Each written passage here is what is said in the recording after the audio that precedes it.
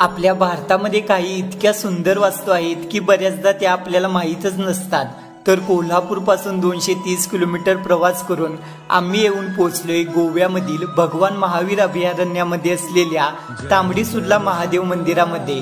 सह्याद्रीच्या डोंगरांमध्ये वसलेले सुंदर असे मंदिर आणि आर्किटेक्चर वर्क तर इतकं छान की तुम्ही बघतच राहाल। 12व्या शतकात बांधलेले कदम शैलीतील हे मंदिर घनदाट जंगलामध्ये असल्यामुळे जेव्हा पोर्तुगीजांनी गोव्यामधील 350 पेक्षा जास्त मंदिरे नष्ट केली तेव्हा त्यांना हे मंदिर सापडलंच नाही।